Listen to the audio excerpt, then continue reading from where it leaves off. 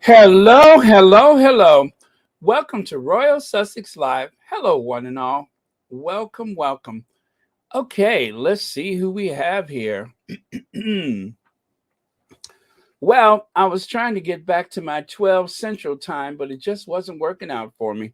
Hello to Rhonda Bryant. Hello, Mercedes Todd, Mad World, Connie Bomber. Hello, Connie Bomber. Rosanna Smith, John Newbold, Louise. Let me see. Fancy, Ladybird, Lydia Washington, and Leslie Millsap, Black Queen, Sonia Johnson, Annie Bennett. Hello, Anaya 13 Paul, and hello to Alma Andrews. Sherry Ware, people have been going mad trying to figure out where you were. Everybody was worried about you. Oh no. Keys are sticking. Well, I have a hack for that, but you would have to if it's plugged in. Well, whatever it is, you need to turn it off, right? And I used to work in the electronics industry, and if you have like I don't know a spray bottle, and you can put like just some regular alcohol in it and saturate those keys really good. It will loosen up anything that may have spilled, but you need to let it dry for at least, oh, I don't know. I would give it some hours to dry. Maybe put it in front of a fan, and that should help. So, but yeah, in the electronic industry, we would use the old solder and wire and the wire solder and such.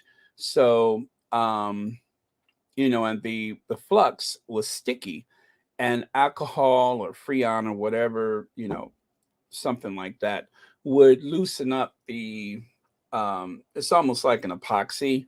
So yeah, the same principle goes with anything that may have been spilled into a keyboard. So that is a possibility. So anyway, good luck with that. Remember, whatever it is, you want to unplug it and make sure it's off.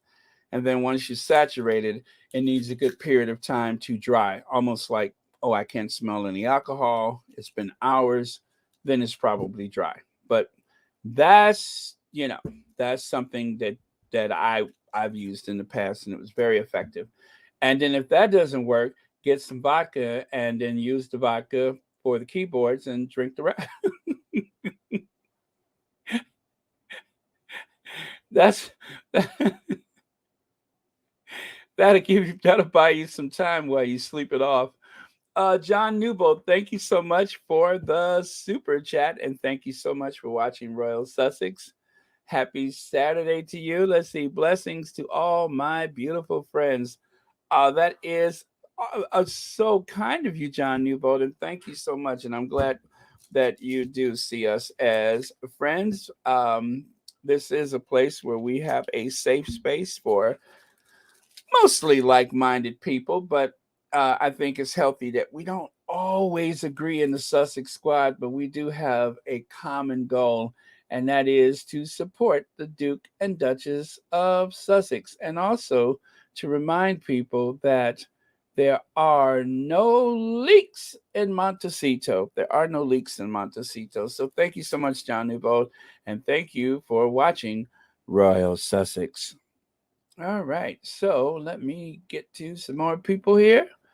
Go all the way back to the beginning, see if there's any new members or anything like that. Oh wow, you guys were.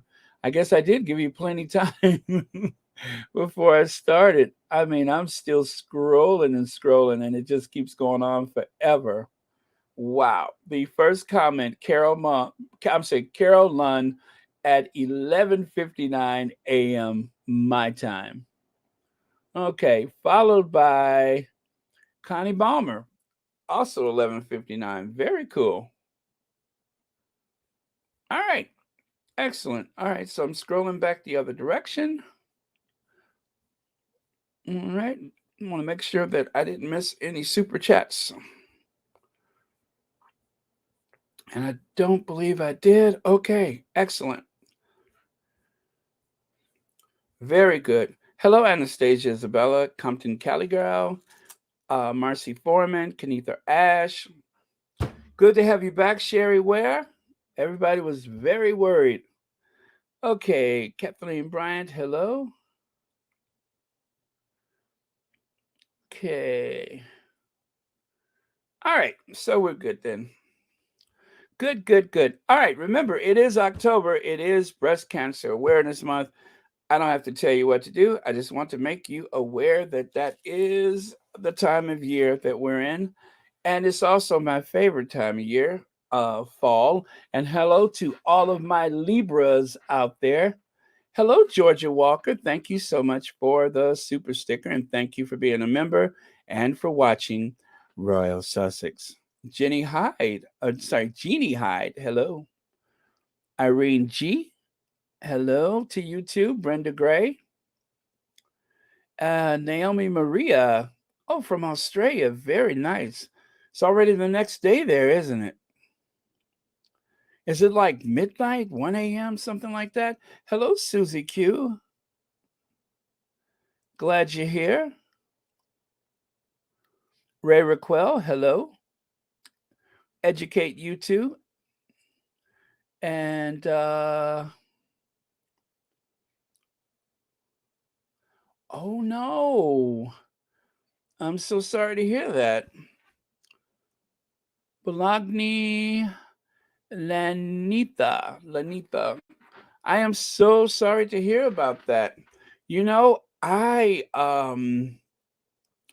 curiously enough, as you say that, yesterday I had like I don't know how to explain it, but every time I tried to swallow, it hurt, and I'm like, oh boy, is this it? So far, I have managed to avoid it, but some 24 hours later, that went away. And I think what it was that, as you know, I have upgraded my grill with some new teeth, and I'm probably not chewing as effective as I should. So I probably, I ate sushi and I probably didn't give it a good chew or whatever. So but, you still think about it, and this is still a possibility, even though I've been vaxxed like 4 times already, I think, 3 or 4 times, I think it's 4 now. But, we have to be careful. We have to wear our mask whenever possible, but still things do happen. So, yes, please be careful, everybody, and, thank you for being here today. And well, this will serve us as a reminder too, because we all need to be very careful and very cautious. And if you do think something is going on, get some help right away. The sooner the better. Uh, Connie Balmer, thank you so much for the super sticker, and thank you for watching Royal Sussex, and thank you for staying up late with us some nights. I appreciate that. And that you're a member is also very helpful to the channel. So thank you. Stacy Brockman, hello. Okay. Oh man.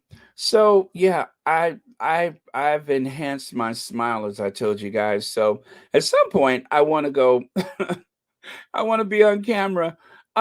It's working out though when I talk. You can't tell the difference. People tell me so. But still, it's just easier for me to eat without them. Isn't this a very baby boomer driven conversation? I remember when I was young and my smile looked like an old Buick, but now I am turning into every bit of a jack o' lantern. So I had to go to the dentist and get some help. Uh,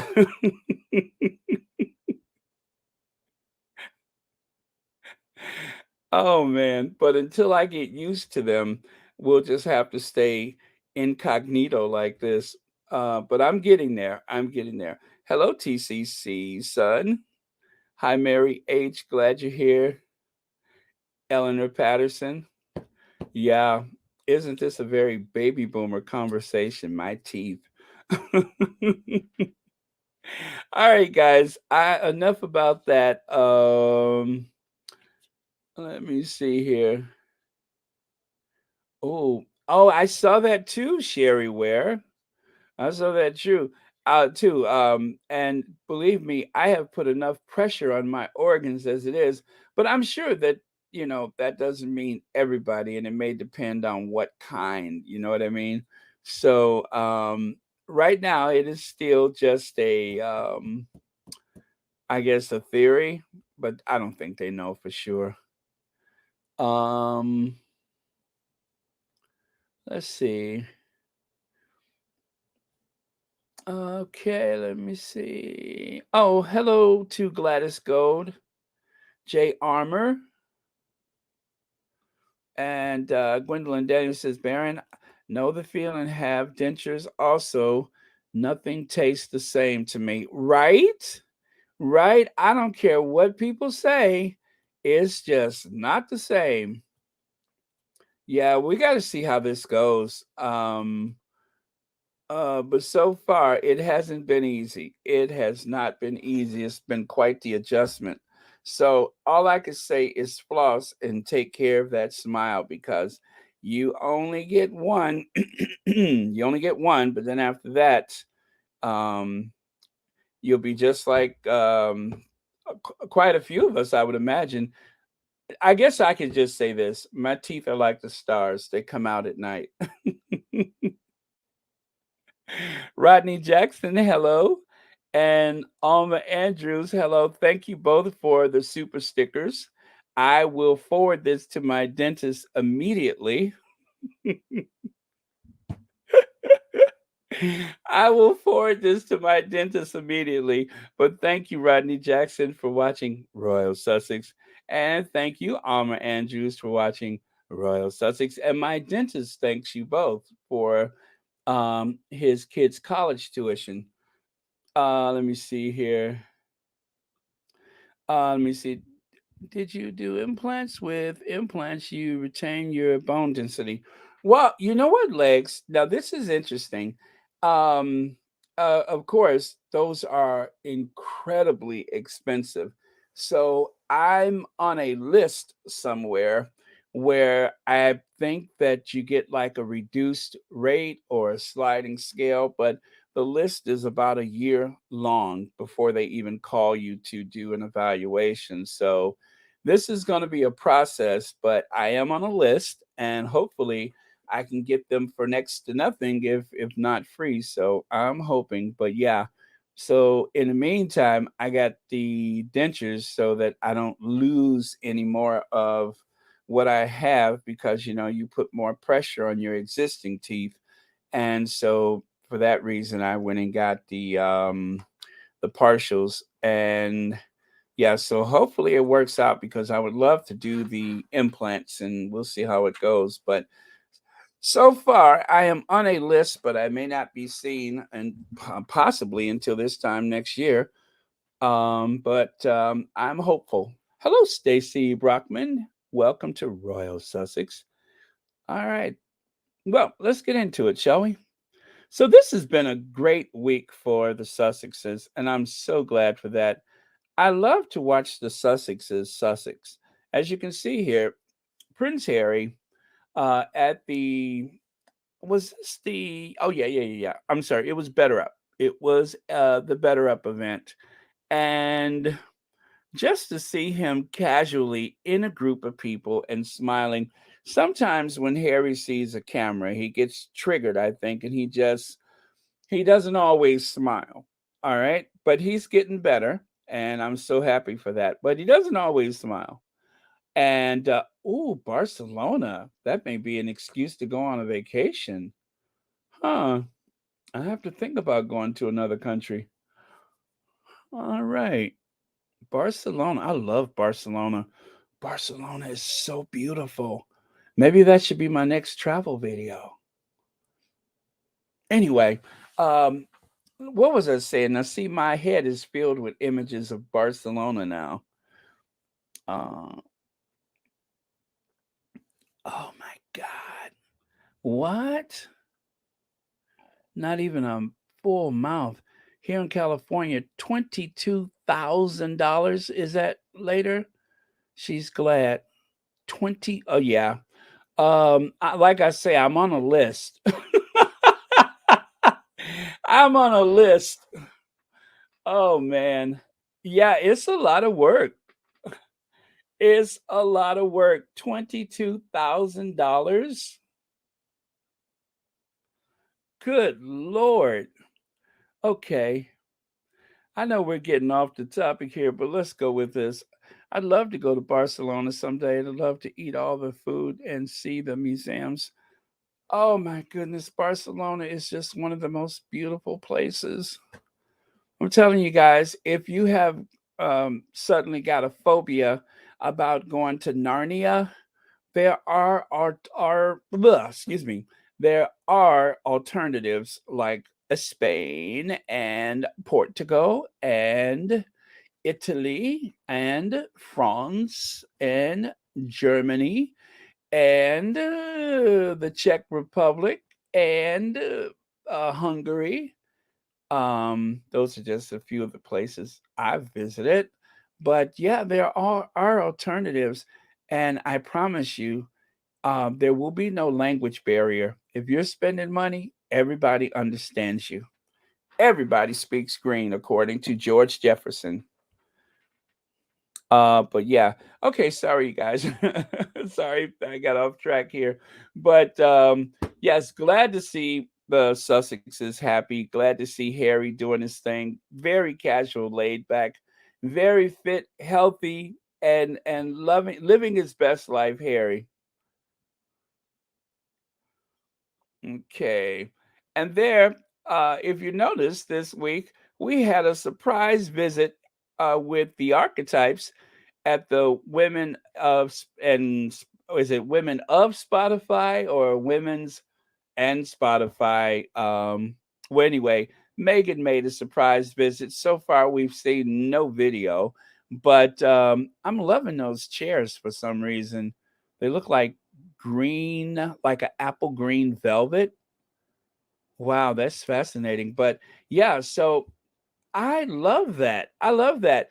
And of course, no announcements. It was just like, if I'm correct, didn't they both make surprise visits? Didn't they both make a surprise appearance on the stages of the various events? Don't you love that?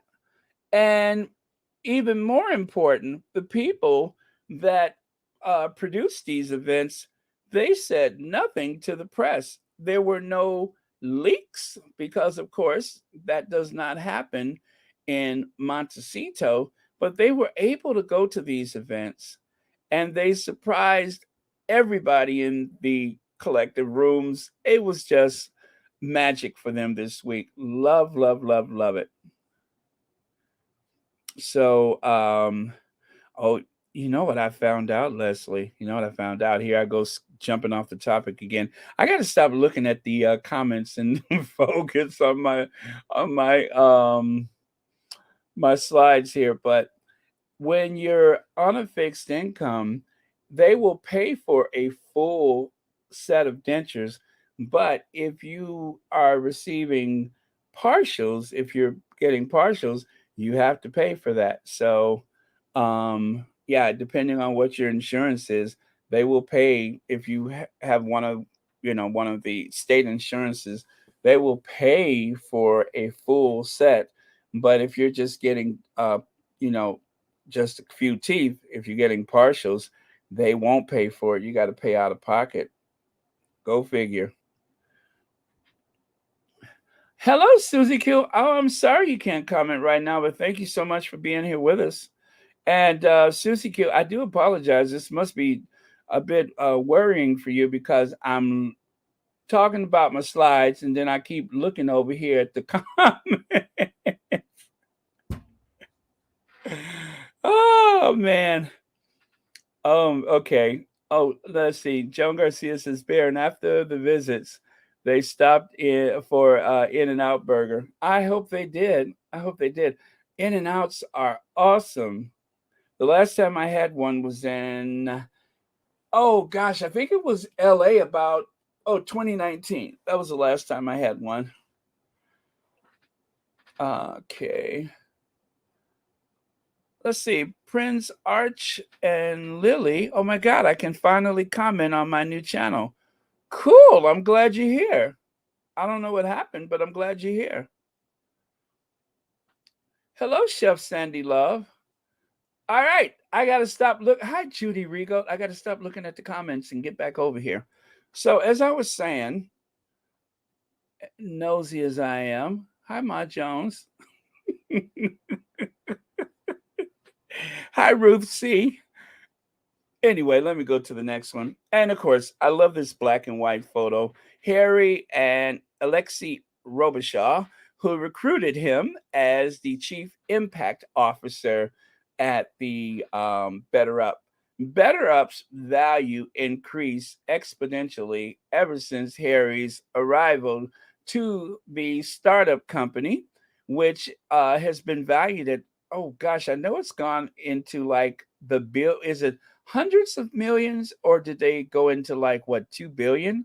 But anyway, they have secured contracts with militaries around the world, Western world, and also they have contracts with some very large corporations. And the purpose, of course, is to have a place to go for a life coach, or perhaps you can partner up with someone as your what is the term they use? Oh, as your coach, your life coach. So yeah, I guess that was it. But anyway, of course, Serena Williams is one of the people who have taken advantage of Better Up, as well as, of course, Prince Harry, and probably a lot of people that we would know by name, but of course, to protect their privacy. Oh, thank you. Rohini says is 4.7 billion. Thank you, Rohini, and thank you so much for yesterday, Rohini. You were magnificent. But yes, 4.7 billion. So there you go. And then here, check it out. Dominique Taylor, impossible to pick one fave from an epic first day at Masters of Scale Summit. Oh, that was the event, Masters of Scale. Better Up was at Masters of Scale. Anyway, let me tell you a little bit about this. Okay, so, nope, that's not it. Oh, where did she go? Oh, sorry about that. Give me just a second. Let me find the notes I had for her.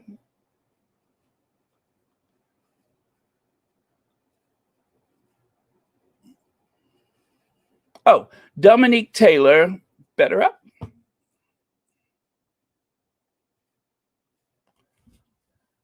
Oh, Travelers. There we go.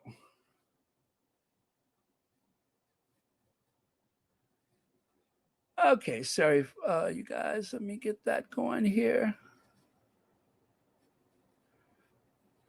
Nope, that's the wrong Dominique Taylor.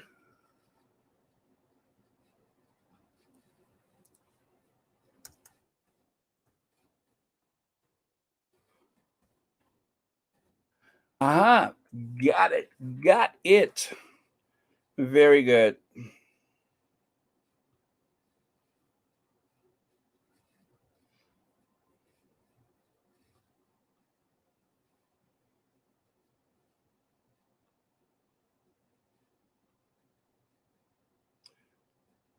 Okay, yes. Chief People Officer at Axios. And of course,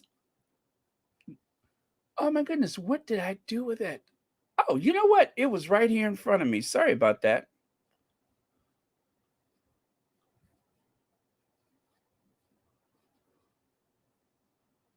Okay, there we go. Sorry about that, you guys. Um, oh no, that's not it. Wait one second. Wait one second, you guys. All right. I still got this. Give me just a second. Oh, you know what it is? I'm confusing her with someone else. Never mind. But anyway, this was one of the photos that they have taken. I'm sorry. I confused her with the travelist lady. Never mind. Senior moment. Next. All right. And then, of course, there was this week. I mean, the Sussexes have been leaning in hard and heavy for hugs this week. And of course, people have been responding in kind by showing lots of love in return. Happy birthday, Marshar. And of course, this is like my fave of the fave for the variety. Variety was Wednesday, right? Tuesday was Archetypes, and then I think the variety came out Wednesday. It was a busy week for the Sussexes, and I can barely keep the events in order. And then, without any announcement, comes this photo, which appeared on the oh gosh, the Archwell page. This is one of those photos from Misan Misan that we did not see before. Misan Harriman. We did not know that this photo exists, but I'm pretty sure that he has plenty photos that they haven't shared with us. So, if you haven't been on the Archwell page for a long time, they had the photo of Harry and Meghan from the Time magazine, the one where she was standing there like a big boss. Well, eventually they changed it to this photo. So that is a little cropped image using a reflection effect, but this is the actual photo. So I actually kind of played with the editing myself. So that is the one that was issued by Misan Harriman. And then this is my cropped effect where it reflects on the image, kind of like they're at a reflecting pool. So I thought that was pretty cool. All right. And so here we are. This is the travel list lady. Well, apparently, I love this story. Sally Davies thought it was a hoax in 2019 while working on sustainable initiatives at uh, Travel Advisor. She received a phone call from someone saying that they were with the office of the Duke of Sussex and would she come to Kensington Palace to meet with him about travel initiative was he was thinking about a travel I'm sorry, would you meet with him, Prince Harry, for a travel initiative that he was thinking about? So when she heard that, she thought it was a hoax. Thank you, Diamond Pearl Jim. Thank you. I appreciate that. But yeah. Doubts n doubts notwithstanding, she went and learned that indeed the call was legit, and joining her at the table with Prince Harry were representatives from Bookings.com, Visa, Skyscanner, and Crypt C no, C-Trip, something like that, C-Trip, whatever it is. But during the meeting, she recalls she was blown away by the prince's knowledge of travel and sustainability and his desire to create a clear, consistent, and trusted sustainability rating system that could be adopted across their platform and others. All those present acknowledged the need for such a framework and understood that although there was no lack of well intentioned initiatives and good efforts in tourism, there wasn't a shared understanding about how one even defines good. There were thousands of different labels and schemes bandied about the assesses of sustainability in tourism that, for the most part, just ended up confusing both the operators and the travelers. The prince felt the group might be able to collaborate and create a credible program at scale, but he shared concerns about potential challenges. First of all, could these extremely competitive consumer brands actually work together? Could they produce results and not just talk and make pledges? And could they work together ultimately? bring reliable data about sustainability into the mainstream. Flash forward 3 years, Davies is now CEO of the effort, which is called Travelist. Two other partners, Google and Expedia, have joined the original five companies. So if you go to Google and you Google tickets, you can go to Google and buy plane tickets. They bring up the entire list of airlines. They will show you the competitive prices, and it's not the first thing that comes up when you Google. So you do have to scroll down because, the paid advertisers, they come up first. But when you go to Google to buy plane tickets, which I've done several times, it is so easy. You can shop and compare. Well, the information from travel lists is there so you can find out what your carbon emissions are. So if the carbon emissions are one of the important things to decide how you and where you are going to travel, travel is actively part of that. So very cool. Daryl Wade, chairman of Intrepid Travel, a tour operations that acknowledged leader in sustainable practice, is chairman of the group. So this girl goes to Kensington, was it Kensington Palace? Anyway, she goes to the palace. She finds out she's going to meet with Prince Harry in 2019, that the call was not a hoax. And now she has this chairman position. Well, Davies is now the chief operating officer of Travelers. And that was all because she took a meeting with Prince Harry. How lucky can you get? How lucky can you get? So it's like, I would imagine for her, it was almost like a dream. And who's going to be there? And then she gets there, and some of the biggest names are seated across her at the table for travel and tourism. And I mean, look at how she's smiling. I mean, she looks like she's in high school, but anyway, she's got that big Colgate smile, and I would too. if an if an opportunity like that just fell in your lap, could you imagine? Anyway, I thought that was a pretty cool story. All right, so take a look here. Um, all right.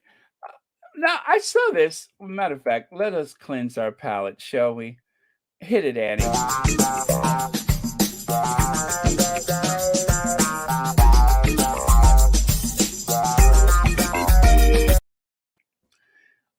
Perhaps there is one person who could stop these hurtful falsehoods now. Man up, Prince Harry, and defend your family from Netflix lies. Well, first of all, how do we know they're lies? I don't agree that they are Netflix lies. I believe that Netflix has created a dramatization called The Crown that will tell the story about how twisted the Mountbatten-Windsor family actually is. That's what I believe. So this thing about lies, which by the way, you guys, don't be surprised if for the sake of the greater good, they don't drop that Mountbatten off the front of that name. The Queen was not a Mountbatten-Windsor; she was just a Windsor. But because Philip wanted his kids to have his name, they added Mountbatten hyphen Windsor. Well, don't be surprised if all of this stuff about Lord Mountbatten doesn't cause them to drop that Mountbatten off the front of that name. But they've done it before. Anyway, why do they suspect Harry is the person that is going to help them? Why should Harry help them? Harry has pointed out that it is fiction. That is well, not fiction, but it is a dramatization. It is not a docudrama. It is a dramatization based on actual events. It is not up to him to solve their problem. Whether Harry had a contract with Netflix or not, it would not determine whether or not they were going to proceed with a documentary or a, well, well, they did have the prince. Who had the Princess Diana documentary? Was that um, Netflix? Well, anyway, they will proceed with whatever they choose to proceed with, and it doesn't matter what individuals think. If it is in the public forum, if it is a very public family, then it's in the public interest.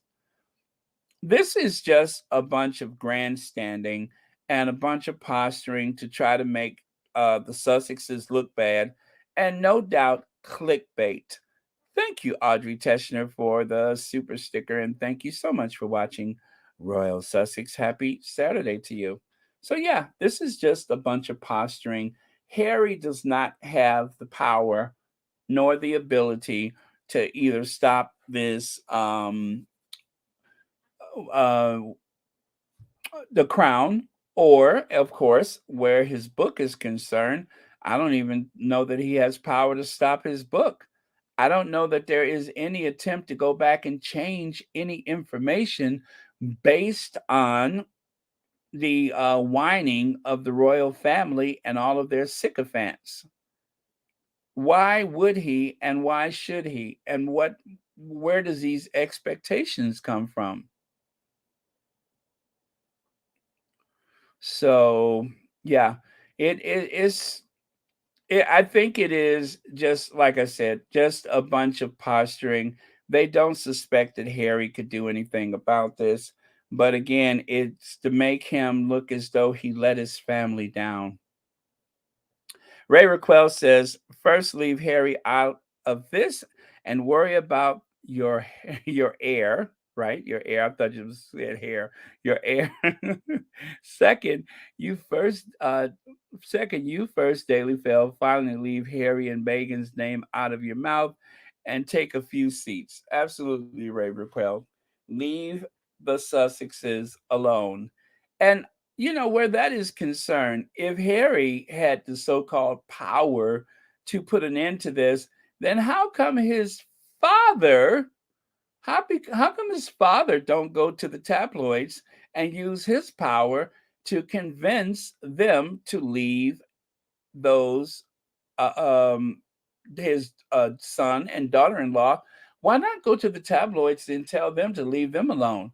As a matter of fact, since your wife is friends with Lord Nappyhead, why don't you have your wife go to Lord Nappyhead and tell the Daily Fail to leave the Sussexes alone? Since we want to have this pretense of influence and power with private entities, why don't we just assume that Prince Charles, who loves Harry and Meghan very much, how come he doesn't go and put a stop to this?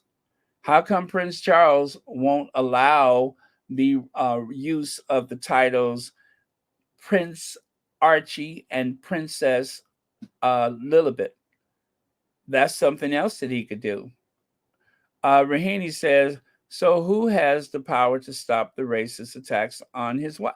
Exactly. Exactly. That's what I'm saying. If we think Harry has the power to stop Netflix, then why don't we all exercise our power? Why don't we all use our collective powers and go after people who seem to have caused uh, a harm or mental anguish to other people? Why not do that? Why don't we all use our powers? I mean, supposedly we have these powers. Why not use those powers for the greater good? So, yeah, call off the dogs, call off Lord Nappyhead and his like.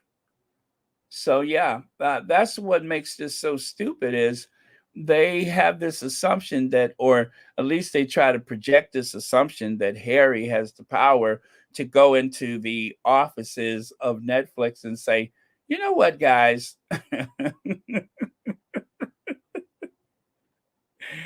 this thing about The Crown. Yes, you've invested tens of millions of dollars in this series, but my dad doesn't like it.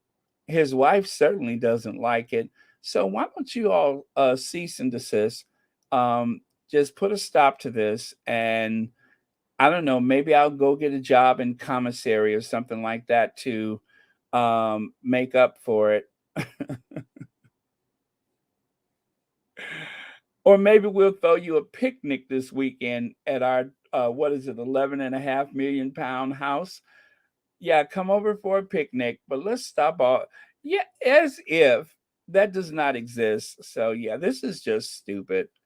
If Hollywood royalty like Judy, I guess you're speaking of Judy Dench, as well as the ex prime minister, can't these let me see, what does that say? If Hollywood royalty like Judy Dench, an ex prime minister, can't stop these hurtful falsehoods, perhaps is one person who could.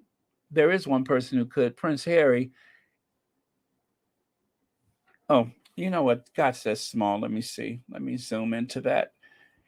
It is his family, his father and mother, his beloved grandmother, who are being so cruelly portrayed.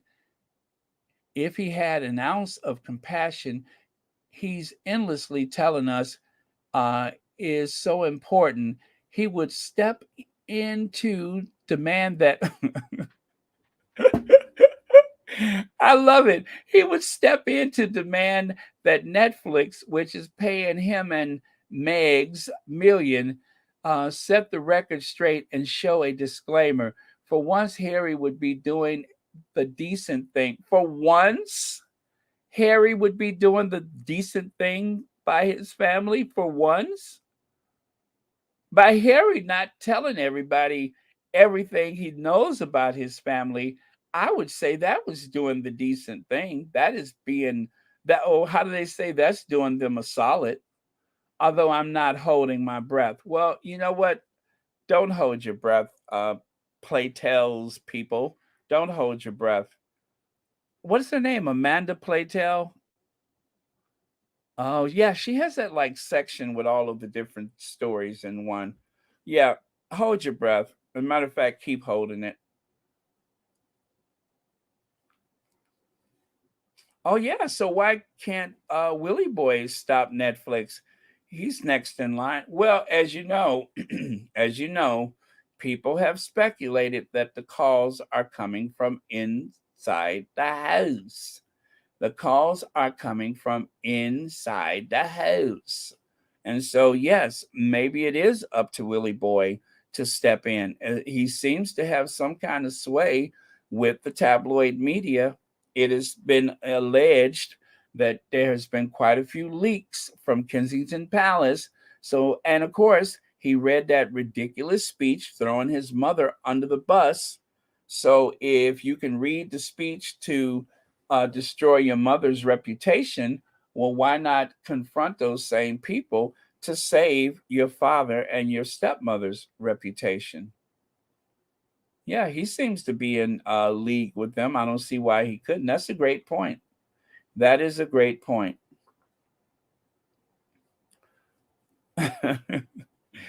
His mother, that silky chicken, allegedly wearing wig wearing Rottweiler, is his stepmom. Exactly. Exactly. Okay. Um, Judy Regoat. Oh, hi, Judy Regoat. Let me see here. I support all royal family. Oh, really? Well, thank you for sharing that with us. I support all royal family and God bless them. Yeah, I was going to try to repeat God bless them. Oh, Mira, you have a big heart. I'll just say that. You have a very big heart, Mira. God bless you too. Oh,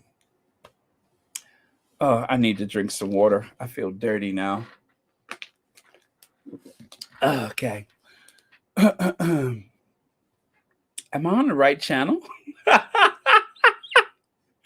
Am I on the right channel? I guess I am. Well,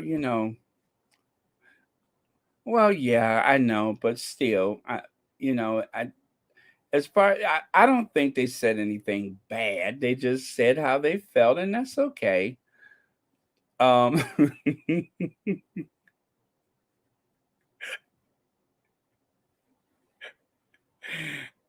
actually very sweet. Yes, God bless you too, Mira. It was very sweet. And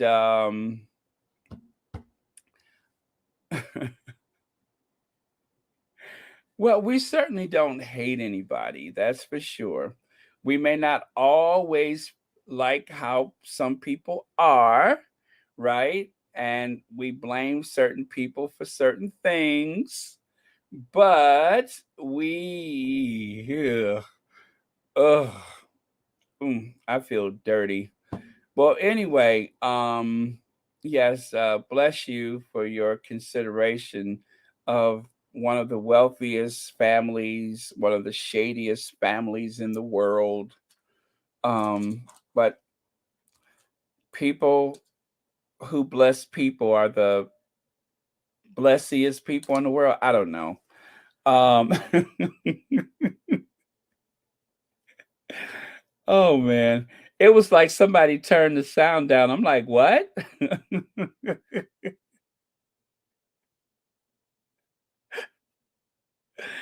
Oh, whatever blessed is, whatever blessed is. I think Charles would have to be the one to say that, right? Yes, bless that family. Whatever blessed is, whatever blessed means, whatever blessed means. I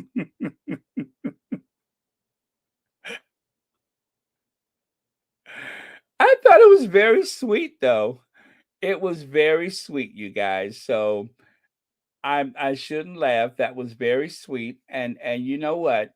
It took a lot of courage for you to say that. And although it's not really winning favor with most people here, you know, Mira, you probably have a very big heart, and I understand, you know, that you're not playing any favorites or anything. You're just saying how you felt. So bless you too.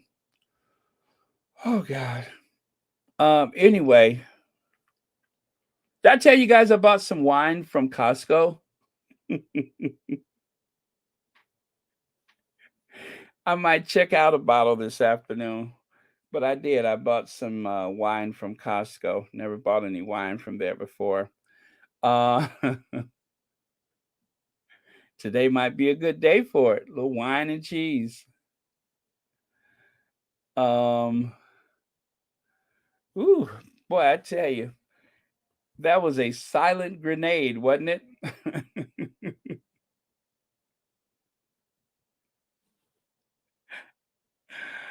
Oh, okay, okay.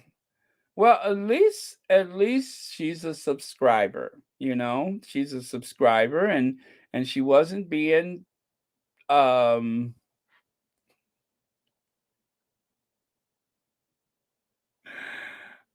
yeah, but she wasn't being rude or anything. She just wanted to share some blessings with us and everything. So,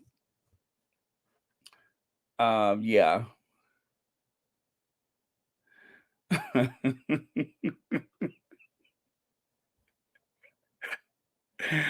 Oh man. Okay, so let's continue, shall we? Uh you know what? I thought it was his. Well, okay.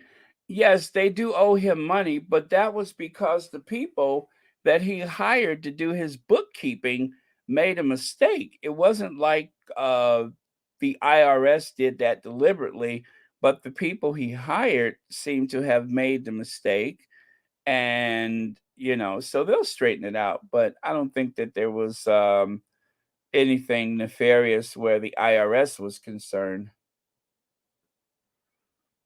Okay, so let's get over here. Let me pull this down because I can't see up in the corner there. What's more proof that The Crown or Netflix is using events of the day to create fictional dramas?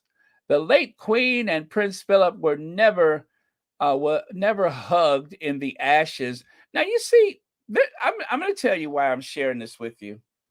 The late Queen and Prince Philip never hugged in the ashes of Windsor Castle fire. Okay, so he was in Buenos Aires chairing the WWF meeting. Okay,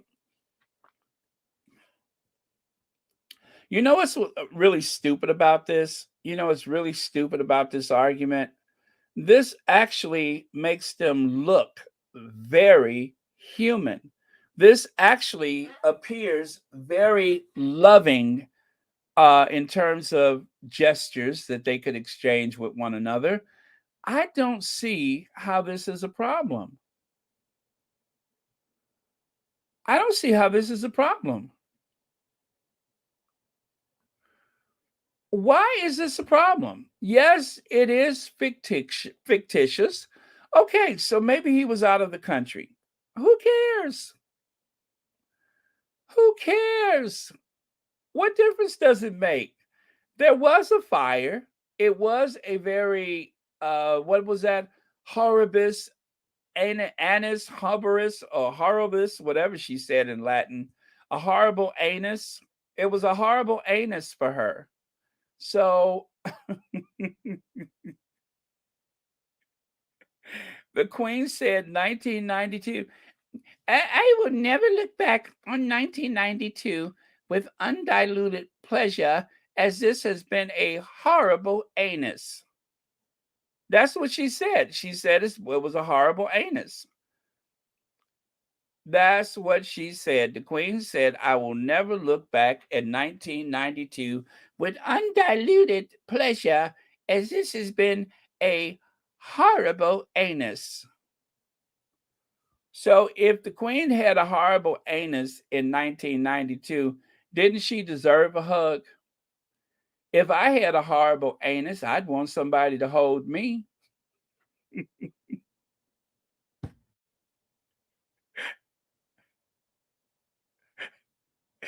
if if I had a horrible anus, like for instance, let's say my castle burned down, right? If that ain't enough to make you lose your stool, I don't know what would. Now that is what I would call a horrible anus.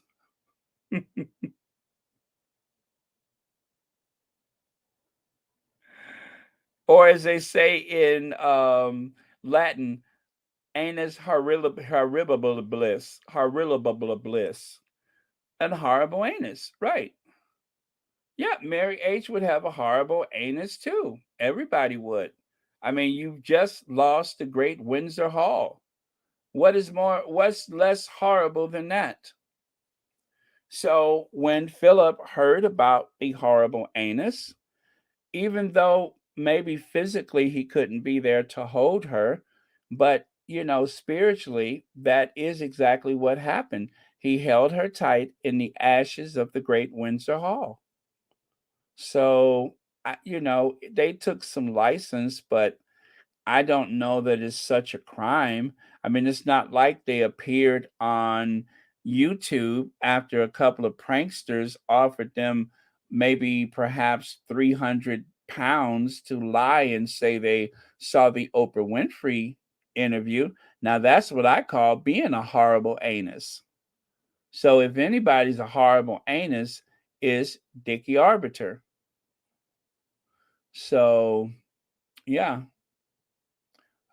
Horribus anus, which is Latin for horrible anus. So anus horribilis, aka horrible anus. Maybe it sounds partial when the Queen says it. I will not look back on 1992 with undiluted pleasure, as it was a horrible anus. You see, you got to use that English accent to give it the proper pitch, right? It sounds weird when a Yank says it, like myself. Um, but if the Queen says it, then it has the right inflection.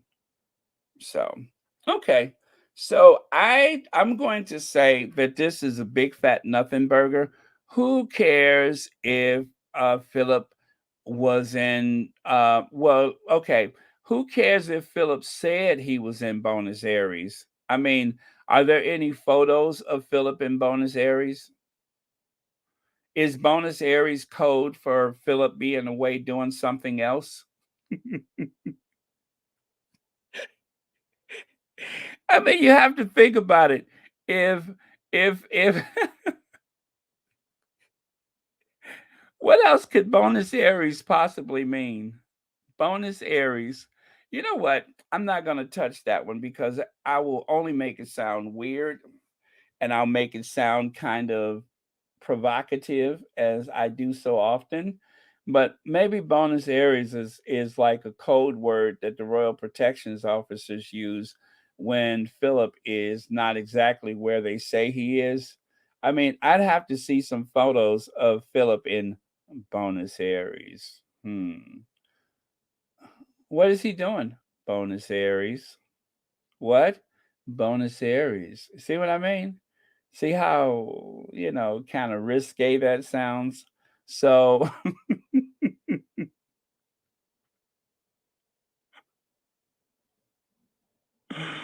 woo! Well, Buenos Aires is obviously code that the Royal Protections officers use for Philip's other life, as it were, allegedly. So I will leave it there. All right, next. Fascinating quote about how Prince Harry was treated after Princess Diana's death. Now, I don't know if I shared this with you guys before,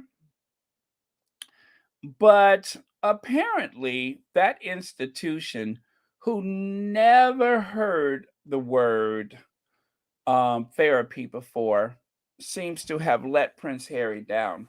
So Prince Harry is letting them down by not confronting Netflix, right? How did they let Prince Harry down? How did they let Prince Harry down? Let me count the ways. Well, I'll tell you how they let Prince Harry down. Fascinating quotes about how Prince Harry was treated after Princess Diana's death. A kind word. Okay, hold on a second. All right, let me do that. Okay, I have made this much larger. You guys, I swear I'm going to go to the eye doctor this week. Okay, this next week. Prince Harry suffered loneliness and isolation at school after the death of Princess Diana. One of her friends was revealed. Publicist Gary Agar Fino tells me Diana and I struck up a valuable relationship through Harry and my son Tom being at the same school. After Diana died, I'd see Harry kicking a ball against the wall on his own, looking miserable, but we were told we couldn't go up to him and say, "Sorry, how are you?" So apparently, the palace or the men in gray or whoever was responsible, I believe it would have been his grandmother, seeing that she was the one who had custody of them at that point. The grandmother obviously told the governess, well, whoever was told, they were told not to say anything to Harry about his mother. So Harry found himself isolated from the other kids at the instruction of the institution. I mean, that's what it sounds like. After Diana died, I'd see Harry kicking a football against the wall on his own, looking miserable. But we were told we couldn't go up to him and say, "Sorry, how are you?" Which I think was the most natural thing to do. They sent a letter to parents about it. Don't mention Diana. Harry was a boarder at Ludgrove, the Berkshire prep school at the time of his mother's death. I was aghast, Gary said. This boy should have been in therapy, but he was back at school just a few days after she died. So when we see Harry walking behind the coffin, right? This is someone who received little by way of any affection, as far as I can tell, after the death of his mother. He was kind of cut adrift. And they told people not to approach him. He was back in school just a few days after she died. He was so young and very different to William. It was so isolating for him. Now, this is what someone was able to see real time. My aunt came to see a school play with me, and I said we'd been told to leave him alone. She said, "What? Nonsense." She saw him in the hall and grabbed him. He'd already knew her, as it was such a small school, and she said, "I'm sorry for your mother. We all adored her." He smiled and was grateful for the touch.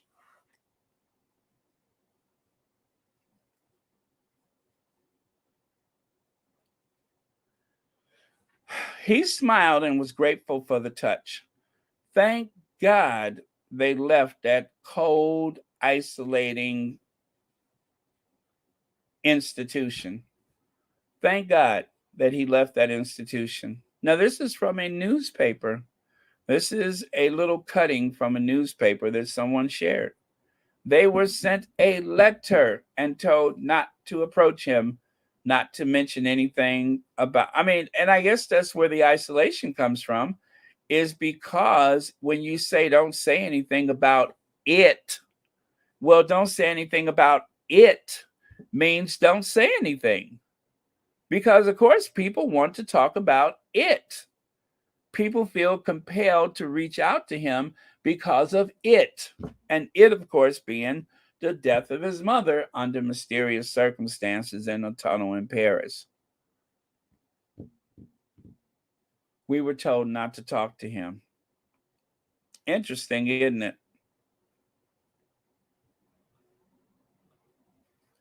But fortunately, Harry has been embracing people ever since. Ever since that isolating, cold, frigid event um, at school, Harry has shown love and has been shown love again and again and again. I mean, to show you how much love they were trying to suppress. Just look at Harry of today. Look at our Harry today. Fortunately, he was able to leave that part behind him. He was able to leave that at that institution, and he went on to share love with so many people around the world, and they have given him love in return. So it just goes to show, in spite of everything that they were trying to do, and I really do believe that that was some type of tactic they were using to try to suppress Harry's good nature and to create some kind of robot in their own image. Um, I guess God had other intentions.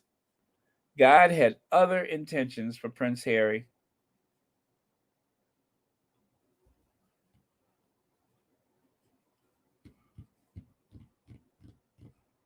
Yeah. Oh, I'm sorry, Sharon Augustine, but yeah, it's what's happened. And but the important thing is look at where he is now. Wherever he came from, look at where he is now. Look at how awesome God is for Harry. Look at where he is now. He has his own family.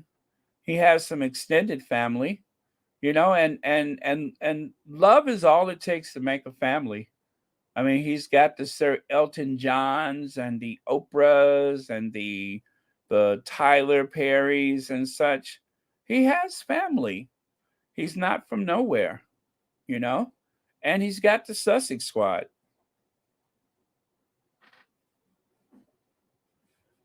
Hmm. What? What the with that blonde hair? What? I'm afraid to highlight that. Really? You mean the tongue ring Tyndall?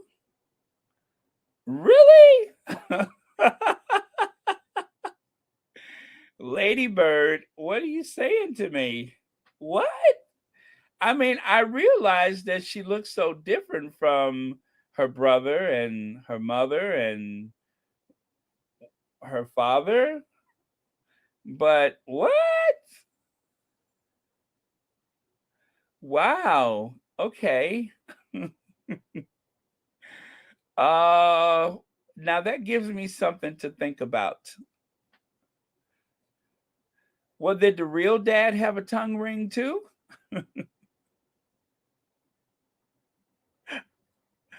Oh man, interesting.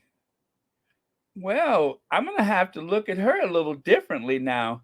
And when I say look at her a little differently,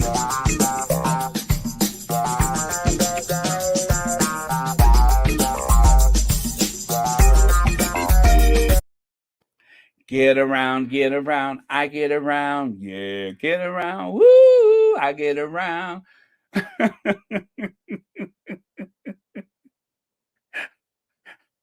Wow, I've never heard that before. I never heard that before. I get around, round, round, round. Wow, what a revelation. I get around. Well, of course, none of this can be confirmed by us here at Royal Sussex. I don't know who us is, but none of that can be confirmed by us here at the Royal Sussex. Although the thought of it puts a big smile on my face.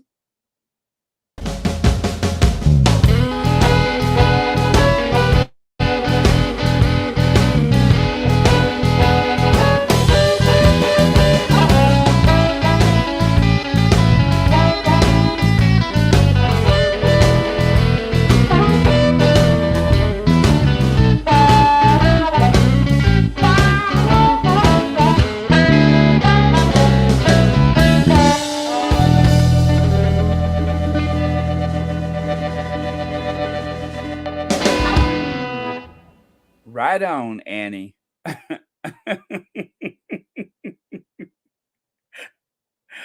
Ooh, boy. Well, okay, okay. Thank you for that.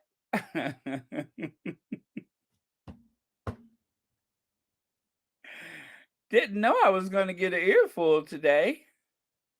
Wow. Okay. Okay. Um ah no titles. I had to look at that close. I had to make sure you were saying that she had no titles. My eyesight ain't too good. I might have read that out loud and read it the wrong way. That's why she has no titles. It was titles, right? Okay. My eyesight ain't so good.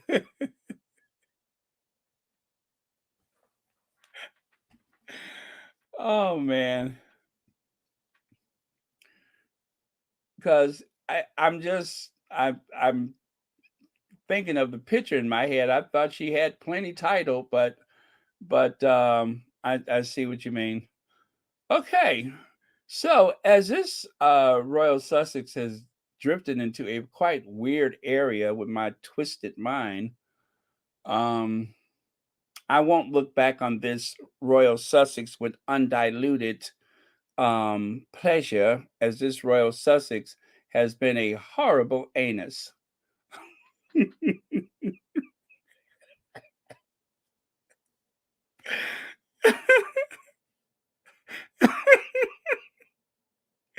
This Royal Sussex has been a horrible anus. Oh man. Okay, so I'm not sure what to do right now because I'm just sitting here thinking. I mean, it was there in plain sight. And now I'm thinking about it. I'm just like, just when I thought I knew Afro Annie, I don't know anything. Interesting. Let me see.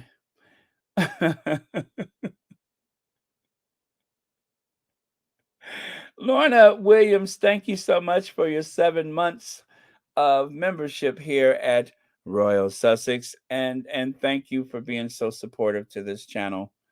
If I missed any of your memberships, I do apologize. They don't come up on the other screen. So just so you know, I'm not ignoring you guys, but interesting. All right. So gosh, I'm like at a loss for words. You know what I'm saying? I'm at a loss for words. So I guess I got work to do. So let me stop thinking about it. But I'm just kind of like frozen. I'm like, what? Really? What if they talk about that on the Crown? Oh my goodness. Uh Wait, what? I watched a royal documentary just this morning that was full of that news, maybe? Oh, I'm gonna have to look into that. Oh, this is so juicy. I love a scandal like that. This is just absolutely juicy. Wow. Sorry, you guys. I just got a little confused there. It's like everything came rushing to me all at once, and I'm just like, really? I see, Joy Amore. I see. Never a dull moment with that one.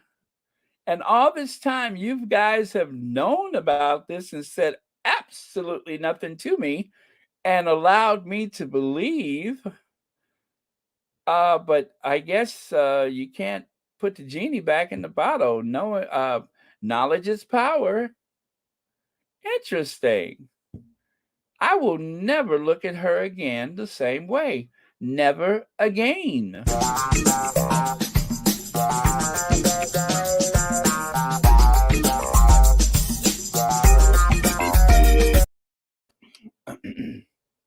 Well, Rohini, they'll fill you in, but I'm shocked. I'm absolutely shocked. I'm just shocked. I'm shocked.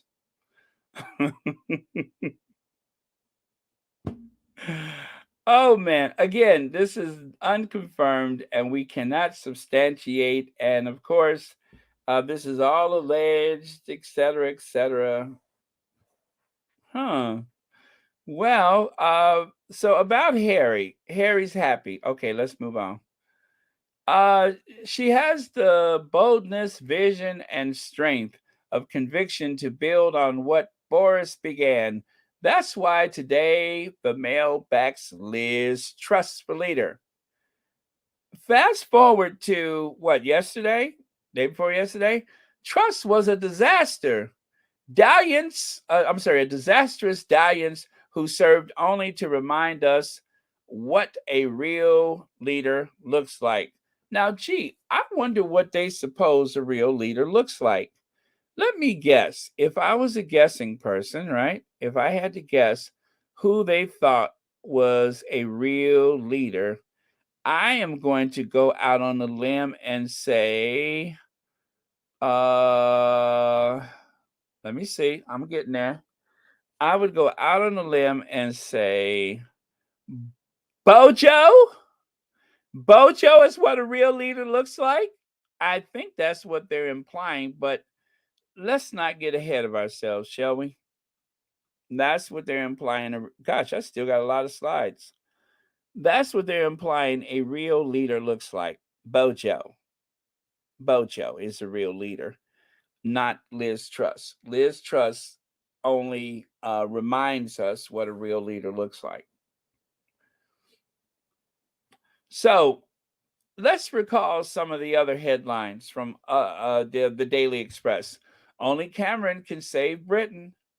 Vote May or we face disaster. Down but not out. Why we must put faith in Boris. And then, of course, put faith and trust to deliver for Britain.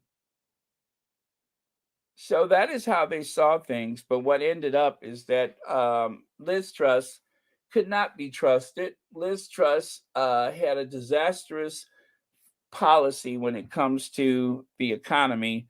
And so she was driven for power. And just to say thank you, she will likely receive a compensation of 115 million pounds a year expense account, a year. That is what she will receive. Now, you guys, there was some misleading information about that 115 million pounds. She is allowed to spend that amount of money, but she also has to justify that spending. So just like former presidents receive a budget for an office, a staff, etc., that is what is intended with this money that Liz Truss would receive, but she has to submit receipts to prove that it is justified. It isn't just automatic, here's your check for 115 million pounds. So, that being said, there's no reason to believe she won't get the money. They said Tony Blair is worth 50 million pounds, and yet he still receives his money too. Gordon Brown receives money. They all do. And so, just like in the United States, where we have several former presidents still alive, Bush, Clinton, Obama, that person, Jimmy Carter, they all receive an allowance of about 400,000 pounds, $400 million a year. Plus, they get a budget to have a staff. They even receive money to lease office space. So there are several things that come with being a former president. It is pretty lucrative. Plus, you can afford those speaking engagements. Of course, you can hit the lecture circuit and make so much more money. So, yeah, it's pretty lucrative. I say this: if it was somebody that everybody loved, they would still pay the money. And because it's someone who has become infamous for having made a mistake, I say still give her the money. If that is what the rules were, then the rules ought to stay in place. I don't like when they move the goalposts like that just because someone is unpopular. I have no, as and you guys know how I feel about that person. Yes, Rosalind, that person. You know how I feel about that person. However, that is what is allotted, is the money. So give her the money. Give her what she is supposed to have. Don't make any changes because she's not popular. I don't like that. I don't like that. Don't break the rules. Give her money. If it was Boris Johnson, I say give him his money. Not a fan, but give him his money. Don't change the rules like that. Because if you do it for people you don't like, then you'll do it for people who really deserve it, and that's not fair.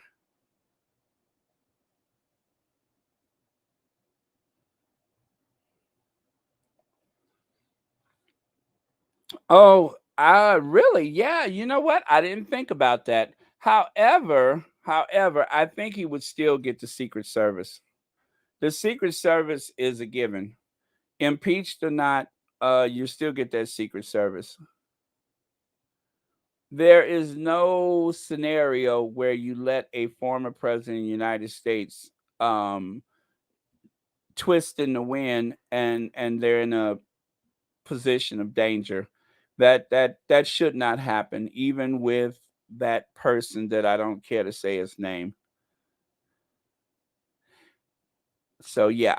Debbie Dragon, you're back. I don't know what happened, but I know you weren't able to comment for a while. I could not find any reason why you couldn't, but either way, I'm glad you're back now. I tell you, YouTube is very fickle. Okay, Britain's got racists. Did you guys know that?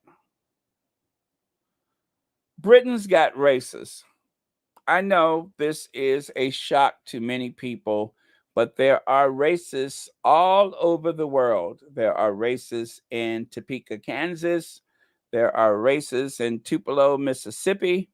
There are racists in Washington, D.C. They're all over the place.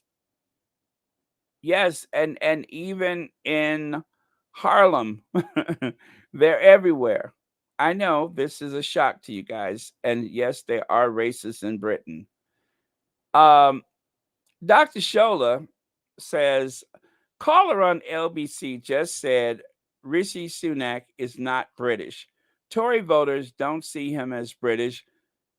He doesn't love Britain like Boris Johnson, and that being brown, he doesn't reflect Britain. Welcome to racist Tory Britain, says Dr. Shola.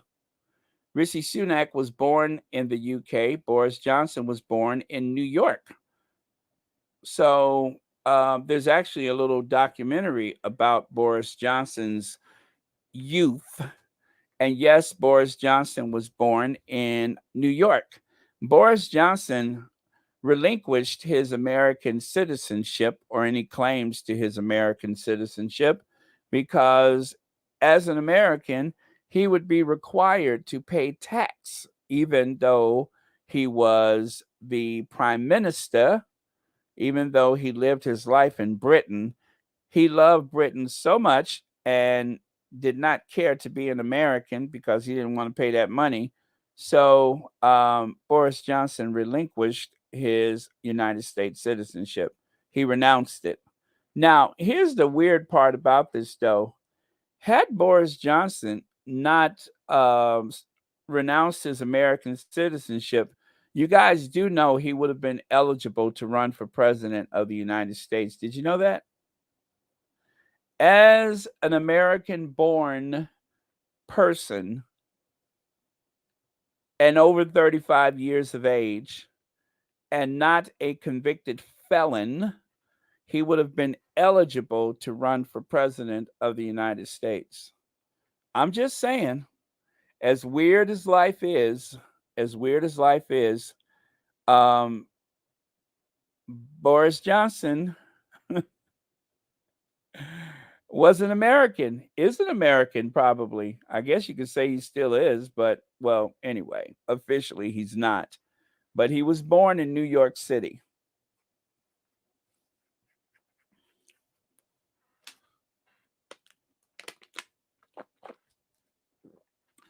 And one of the qualifications is that you have to be American born. Now, there are exceptions if you're born at a military base or a consulate, or let's say your parents are Americans and you were on official business, I think, like, if you're a diplomat or something like that. I think there is a way around that. But essentially, he is an American born person. So Bojo could have been president of the United States. Interesting, isn't it? Yeah, right? Could you imagine? And so the person that people are seeing as too brown to get down, Rishi Sunak, who is actually of UK birth, as opposed to Boris Johnson, who was born in the United States. Of all places, New York City. Isn't it interesting how life works out? Very, very interesting. And the only reason why Boris Johnson renounced his American citizenship is because he did not want to have to continue to pay tax in the United States. He renounced his citizenship for tax purposes. And even to renounce your citizenship it doesn't happen right away. I think there's like a period of time before it actually goes into effect because they don't want people to renounce for financial purposes. But under the laws of the United States, he would still be required to pay tax.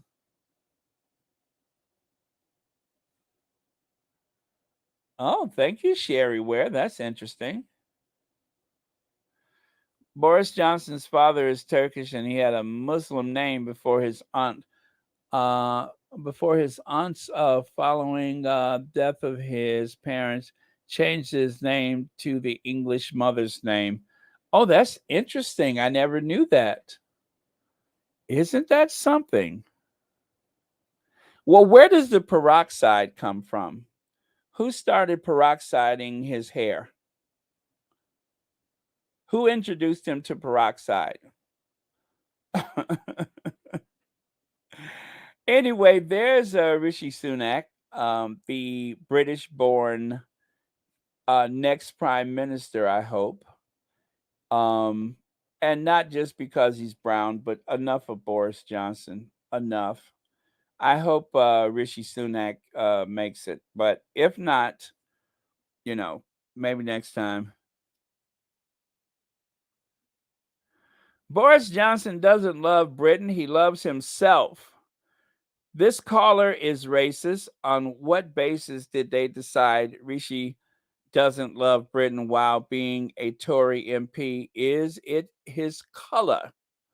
And if he doesn't, because he's brown, has the caller thought why he doesn't love Britain then? Huh. Thank you, Glow. Very good question. So, you guys know there is a movement to make Rick Ashley the prime minister. Have you guys heard that? And he has a very powerful platform. Hello, Nubian Queen. Nubian Queen, what do you think about Rick Ashley, brother Rick Ashley, becoming president of the United States? I mean, he just sounds right, doesn't he? Brother Rick Ashley. No, I'm just kidding. Brother Rick Ashley for prime minister. Brother Rick Ashley, prime minister. His platform goes as such: we've been together for so long.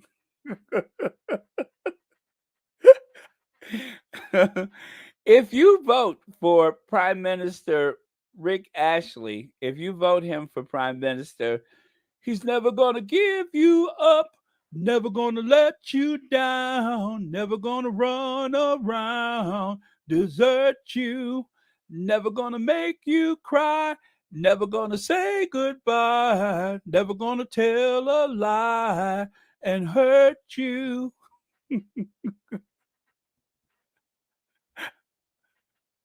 So take it from me. Vote for Rick Ashley. A vote for Rick Ashley will not be in vain. He has a powerful platform, you guys. So, of course, I'm in no position to vote for him, but I am going to petition you guys that do have the ability that is to vote for Rick Ashley. Please consider it because Rick Ashley has a very powerful platform. So vote for him. Don't you want to see him wearing that overcoat? Don't you guys want to see a prime minister that knows how to wear an overcoat with dome sleeves right out of the 1980s? Well, just think about it.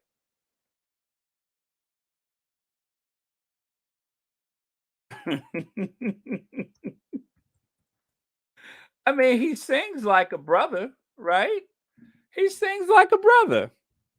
So if somebody could sound, um, as soulful as that, doesn't he deserve to be prime minister? We were no strangers to love.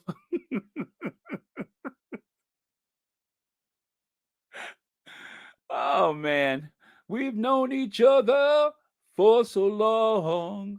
Your heart has been aching, but you're too shy to say. Just want to tell you how I'm feeling. Got to make you understand. Never gonna give you up. Never gonna let you down. Never gonna run around, desert you. Rick Ashley for Prime Minister. Never gonna make you cry. Never gonna say goodbye. Never gonna tell a lie and hurt you.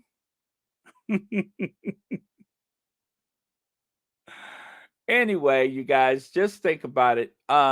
Next time you guys get a chance to vote for Prime Minister, at least consider Brother Rick Ashley's very powerful, very personable platform, and you'll know exactly what to do because he's never going to give you up.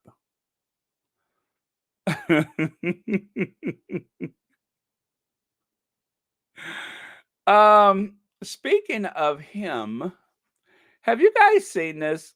Have you guys seen this? Just to show you how confused the Republican Party is, there are many people who have been sharing this photo of Donald J. Trump, Donald John Trump, with what people assumed was Jesus with his hands on his shoulders, right?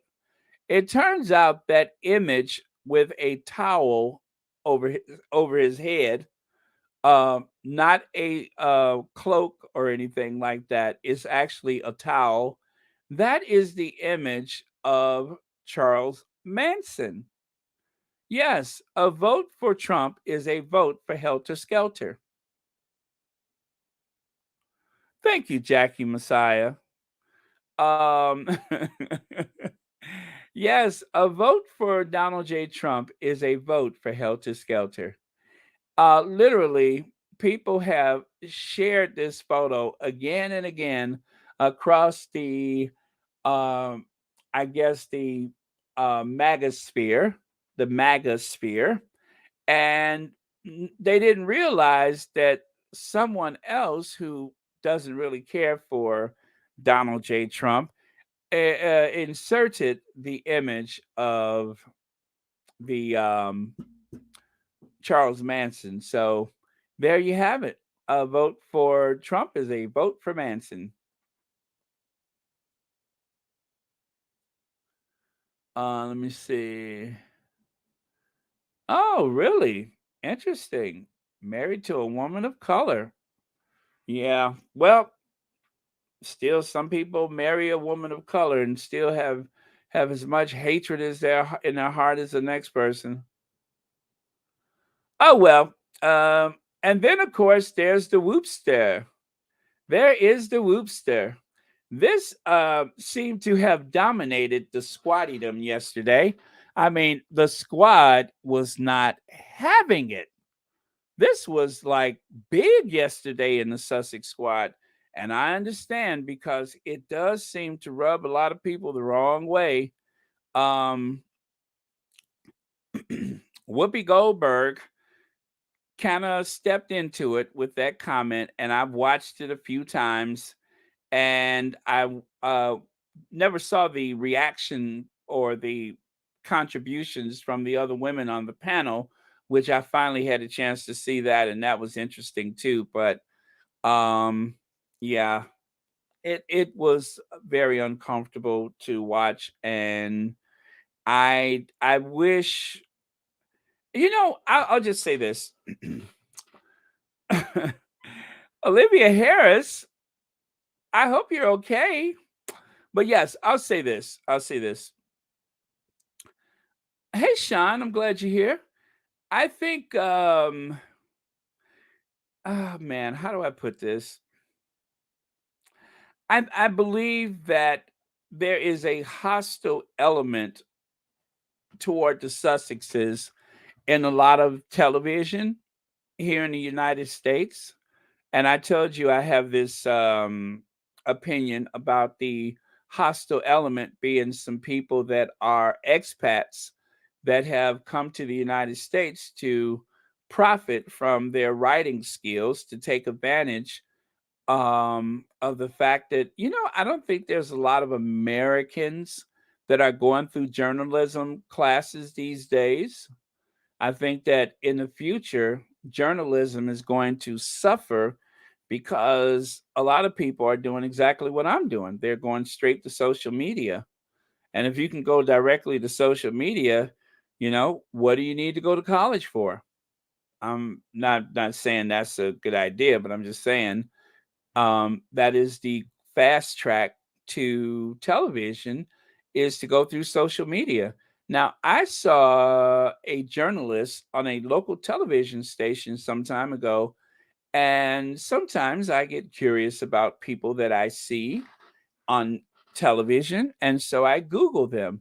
Turns out he's had a pretty interesting career as a travel blogger before he ended up on television.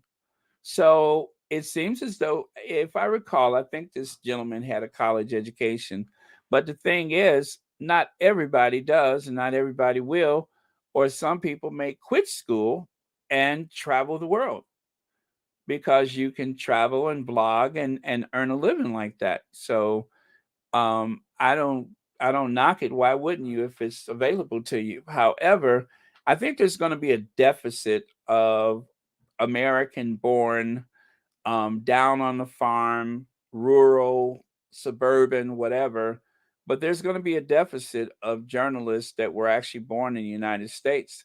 And I think we're going to find ourselves up to our necks with more expats that happen to be sycophants, that happens to, be a lot like the journalists that write in the Daily Fail and the Sun and all the rest of those rags. So that is going to be unfortunate.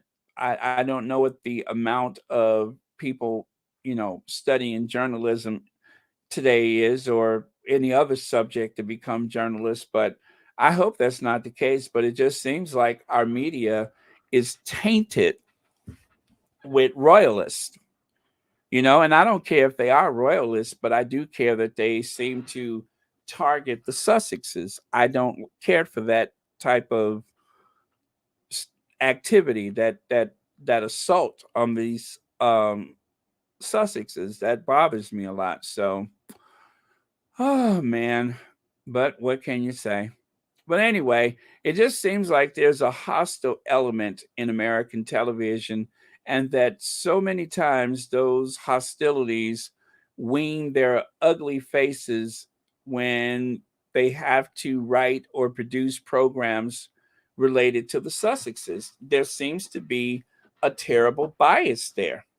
Like that poor woman that was in that hospital bed that I showed you, the one whose dog had died, and she had health problems, stuff that may not have happened if she would have left the Sussexes alone.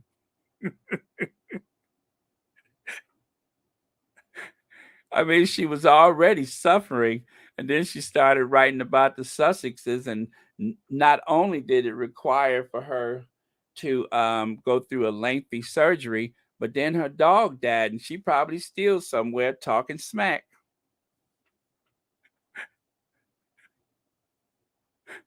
So, it's just like Tabitha Brown with Wendy Williams. What is it about my happiness that triggered you? And ever since she said that, Wendy ain't been right. So, I guess what I'm trying to say to y'all hateful, spiteful, evil journalists, y'all better leave the Sussexes alone. Keep your mouth off of them, because otherwise, you're going to end up getting a new dog.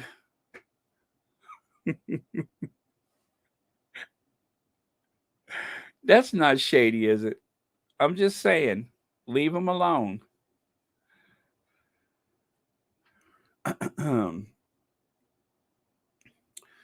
Leslie Millsap, that is, yeah.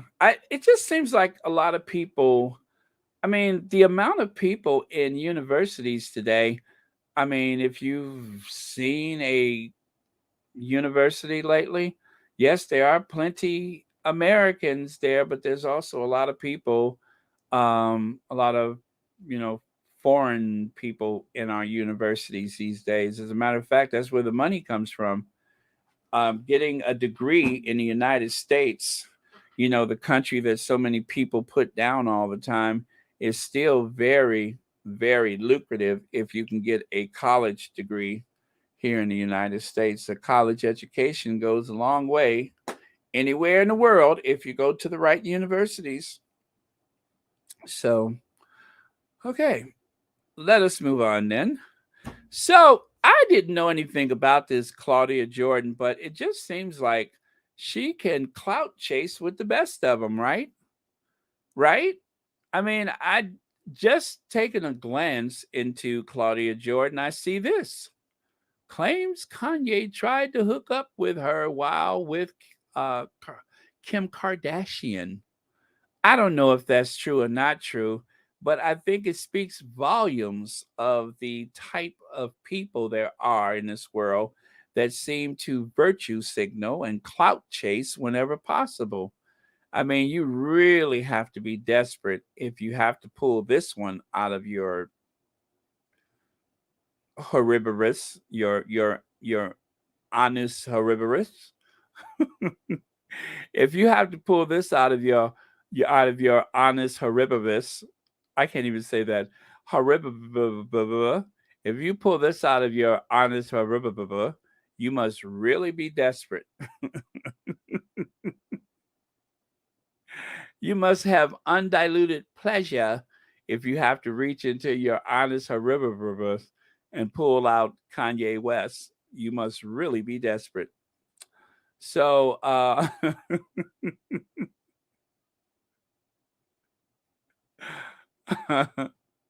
you never know what's in somebody's honest herbivorous, right? I don't know. So, anyway, again, I don't know much about this person. I only just heard of her this week.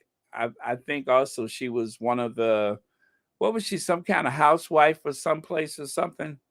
Was she one of them housewives, one of them people throwing drinks in people's faces and turning over tables and falling out and all that kind of stuff? Was she one of those people?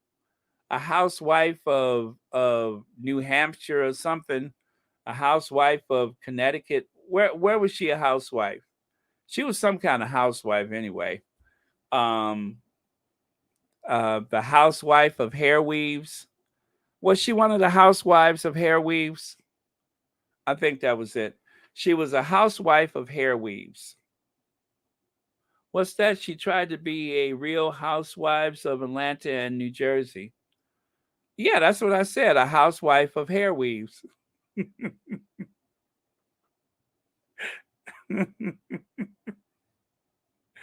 I mean, even there, she looks unbelievable. She looks absolutely unbelievable. A housewife of hair weaves, Atlanta and New Jersey. Okay. I mean, I thought that's what was going on, but I wasn't sure. Let me see. Oh, she never made the show. I wonder why. Oh, well.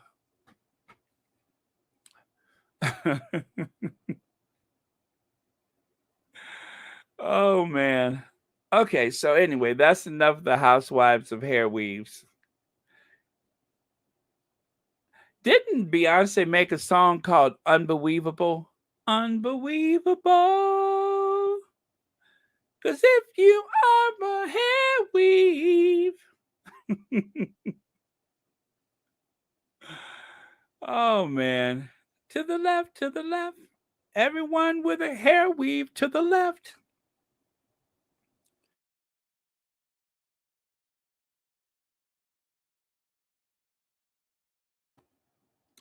Let me see. Claudia also used to be on the radio back in the day, but she ended up letting her letting her go due to conflict. Possibly. Interesting.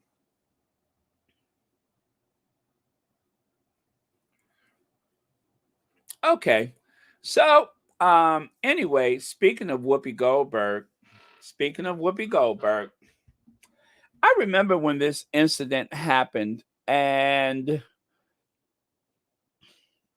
I thought I remembered that she told him that was a good idea. And there she is looking so pleased with herself, so pleased that she instructed her partner that she thought that whatever year this was, that that was okay. Nearly cost him his career. That nearly cost him his career. And of course, they didn't last long after that. Interesting. That's all I'll say is interesting. I mean, I still like Whoopi, and I love her movies. I think she's incredibly talented. But you guys know she used to have a talk show of her own, and it didn't last very long. So she's definitely not a solo. I'm sorry, a solo act in the world of talk shows. Um, yep, no judgment. I'm just saying. Just wanted to put it out there that this is Whoopi's work. Whoopi's work. And okay, so yesterday, you guys, I got into a conversation about Whoopi's suspension from the show. As a layperson, as someone with not a whole lot of formal education, although I occasionally study things that I'm interested in. One of the things that I have studied over the years, of course, is the Holocaust. That has been something that has been a lingering question in my mind. How could something like that happen? And I don't use a name that sounds very Jewish, I guess, but Whoopi Goldberg's last name, which she adopted, I think she said it was a family friend or something like that. Anyway, it just seems to me that she should have known enough about the history of the Holocaust that when she said that thing about, oh, it wasn't about race, it was about man's callous inhumanity toward men. But as far as the perpetrators were concerned, that if you were Jewish, then you were of another race. If you were Jewish, or if you looked very ethnic, to put it mildly, and you did not look like the ideal of the Aryan race at the time, then you were considered, not of the same. And so it was an act that was perpetrated because of race.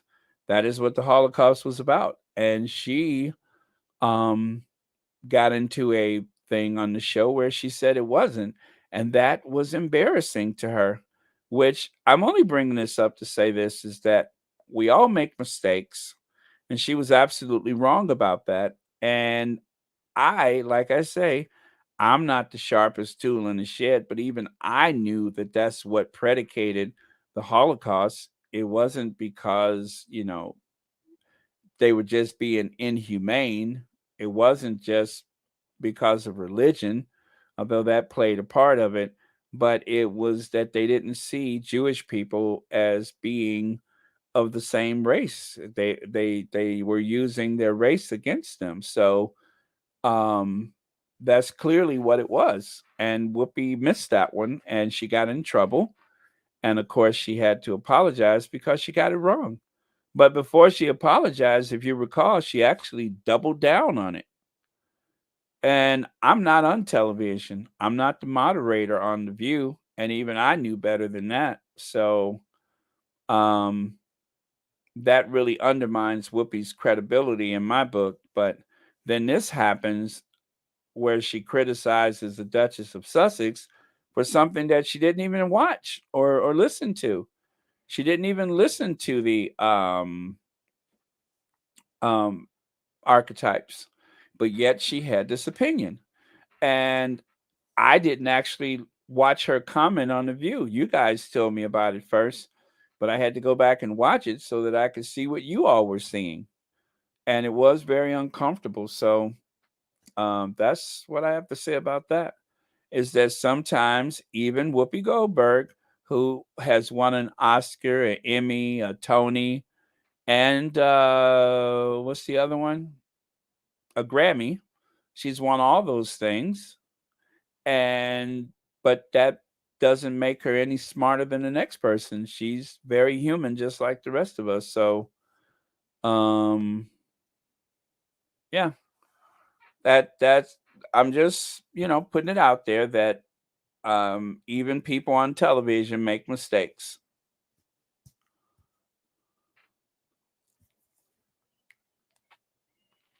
Whoopi was very flippant about the deal or no deal situation on Archetypes. Someone was in her earpiece, clearly. Yes, absolutely. There is the earpiece, and then there's also the teleprompter. There's also the tablets on the table and such. So yeah, there's different sources where they reach out to them, and if the people producing the show have a bias toward the Sussexes, if they read all of that negative stuff in the airways and they create themselves, or I should I say, have established a bias against the Sussexes, then we're going to see it and we are going to call them out on it.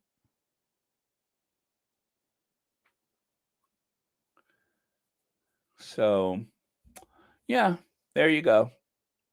People on television make mistakes too. A lot of mistakes.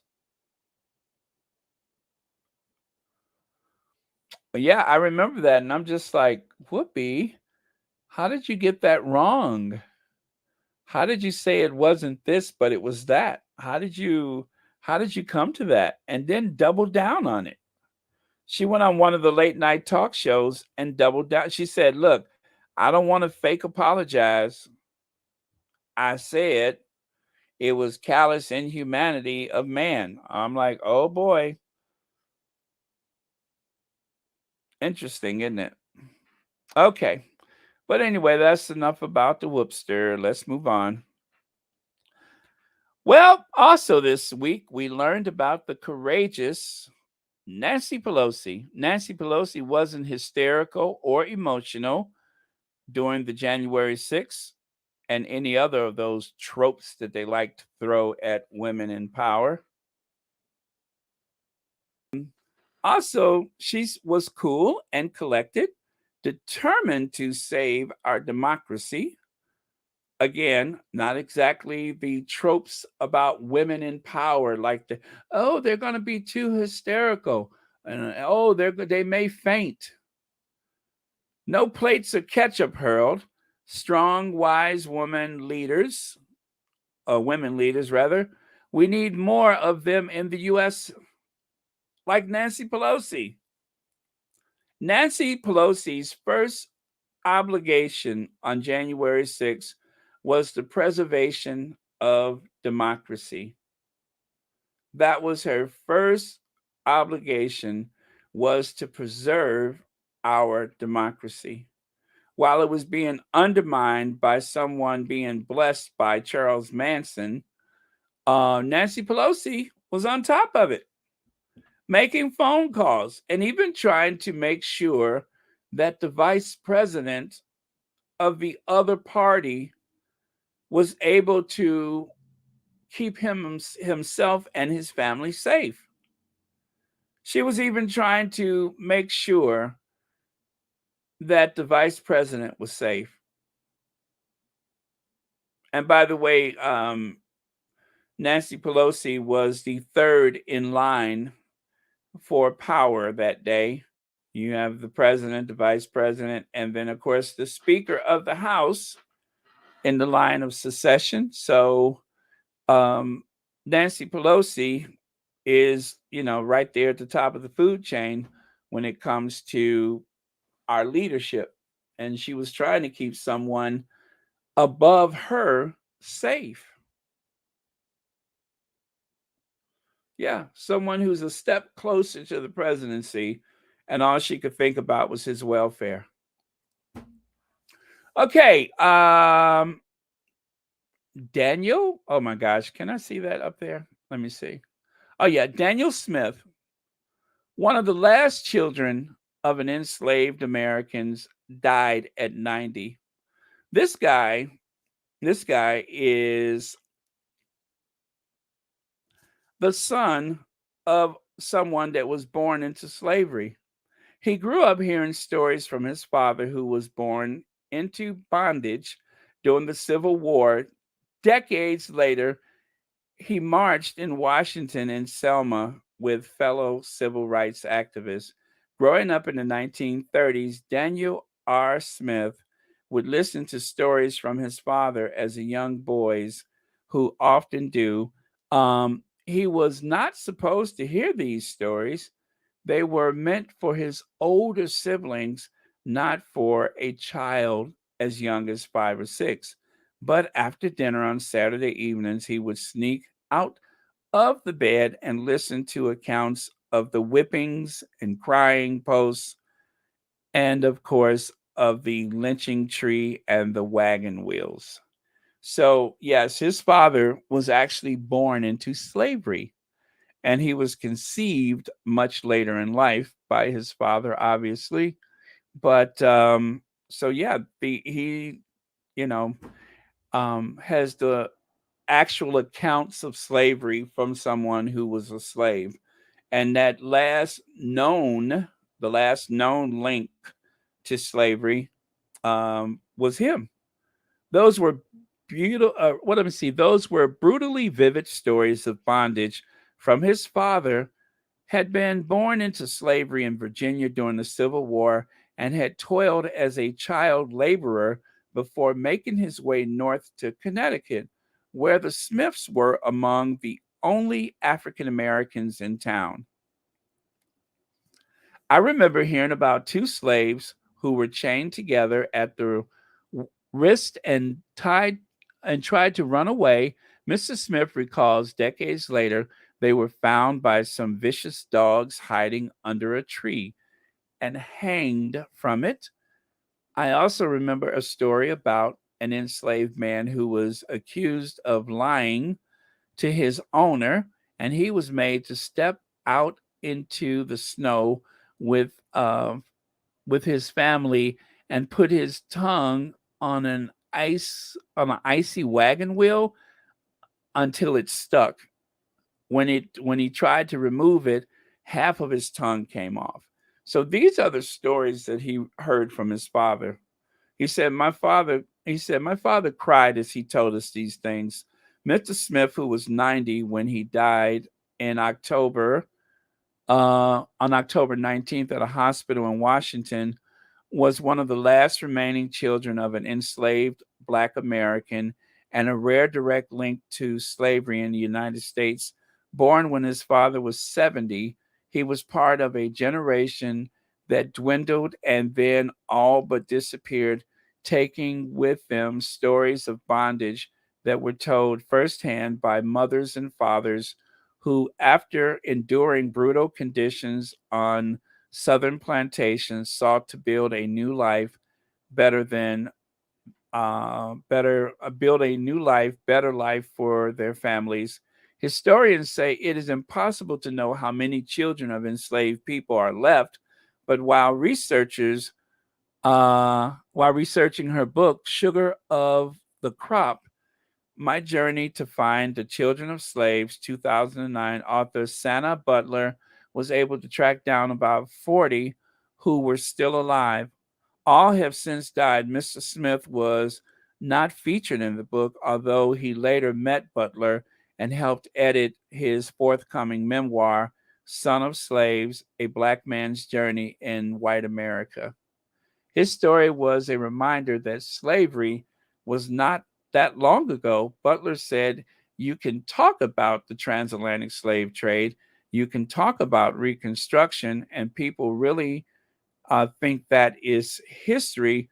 Sometimes it happens in the distant past, or something that happened in the distant past and has little relevance today." Mr. Smith, uh, at it is a reminder that it's impossible to get over it, to move past slavery and act as if it no longer matters, because it still represents um, we're within the family's lives. So it was in part through his father, Abraham A. Smith, who died in a car accident when Smith was 6, that he developed a fierce pride and resilience that he carried into his work on civil rights, healthcare, and education. A lot of Black children grew up in the world where they didn't know who they were and where they came from. Mr. Smith told Washington Post in 2020, but we were A.B. Smith's children, and sustained us, and that sustained us through anything. So that is his story.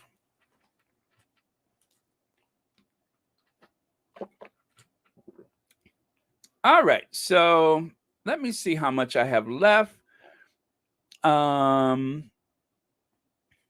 had quite a few slides, you guys. Let me see here. Let me take a look at what I got left here. Okay, so let me do this. And all right, so there you go. That's the link, Sean. I'm going to cover these two things, and then we will wait to hear from you. Okay. A 200-year-old wisteria tree in Japan. That's it. That's all I had to say about it. A 200-year-old wisteria tree in Japan. Next. Okay, The Cut magazine reports a senior royals have moved to protect reputation of King, considering Charles' affair with Camilla Parker Bowles and Diana's torturous time in the palace has been well documented. They're about 3 decades too late, but sure. Yeah, they are about 3 decades too late. Charles spent a fortune trying to protect the reputation of Camilla Parker Bowles. It hasn't worked yet. It has not worked. As a matter of fact, all of it was nearly undone by the Crown last time, and I think this one should be the finishing blow. And let us not forget, this person right here says, investigator Mark Williams Thomas says, more untouchable people out there. There are more of them, and I suspect that that's also going to be a problem, because there are some untouchables, but he says that there's one in particular that he, can't access for obvious reasons because of their position, and perhaps their newfound position, which would put that person above the law. However, because of all that stuff that has come about with that, you know, uh, court case, we may hear something soon, very soon, and it might be the end of the monarchy as we know it. So, I don't know, Charles. If I was you, I'd dig into my pocket and try to put some more money out there. It wouldn't hurt. Yeah, but you in trouble, bruh. And of course, Bojo is back. Bojo is back. The Heatmeister is back.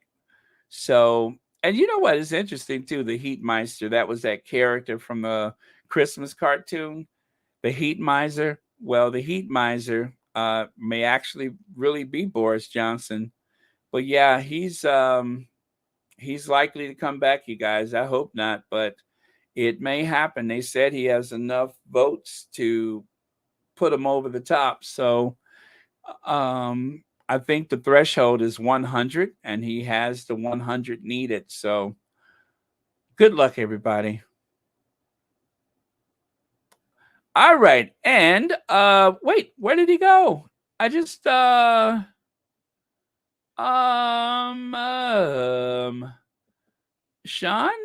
I thought I heard you just chime in. Now I don't see you. Should I call for help? Police! Police! Police! Help! Police! Help! Police! Help! Help! Police! Help! Should I call the Popo? Because Sean was just here, but now he's not. So if you can hear me, Sean, we were looking for you.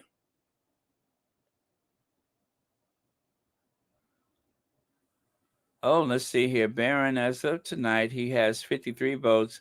And Rishi's, oh, really? Oh, that's good, because I just saw somewhere before I went on, they said that Bojo had 100. Well, that's good. That's good. Give the brown man a chance. I mean, he couldn't do worse, could he? But then again, that's what we thought about the other one. What's her name? The one that shook hands with the queen. If she did shake hands with the queen, if she did. I'm just going to say if she did, because there was no video, just a couple of still photos, and they were grainy as you know what. So did did she actually meet with the queen? I wonder. Well, Sean, is this a new photo of Meghan? Is this a new photo? I just looked at Twitter. Oh, no, it's not new, but I've never seen these before. Wendy Foster, Montecito. Uh-oh, looked like somebody then papped the Duchess. Uh-oh, these are pap photos. It must be new because the bag says Wendy Foster, Montecito, Santa Barbara.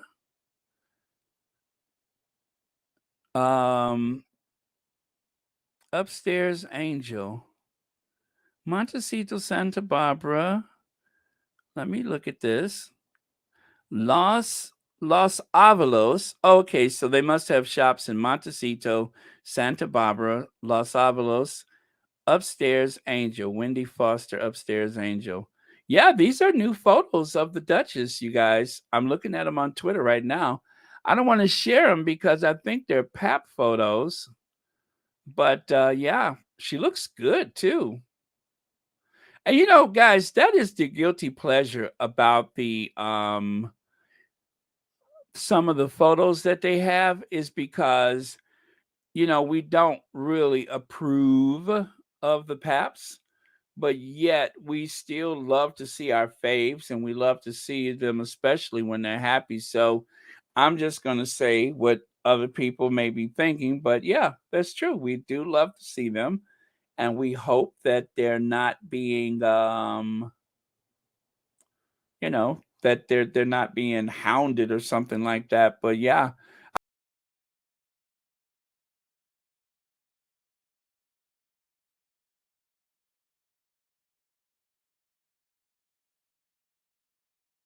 Sorry, you guys, I did that myself. I just accidentally logged myself out. Uh, okay, I think Sean is back. Sean is back finally. Let me see here. Let me put that back up there. And so, give me just a second, Sean, and I will bring you on in. But the Duchess, did you guys see it? It's on Twitter. Did you guys see it? Am I the only one that saw it? Because I'm not going to share it, but she looks beautiful. These are really nice. Really nice. I mean, just beautiful. Oh, oh, very nice. No makeup, very beautiful. I'm not telling y'all to go look for them. I'm just telling you I see them. I'm not going to share them because they look like pap photos to me, but she looks beautiful. Oh, you saw it? You see she's wearing a hat? Well, it doesn't look like the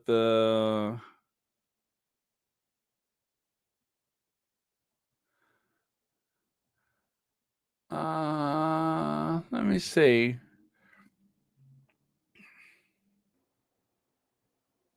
No list today. Okay, it's cool.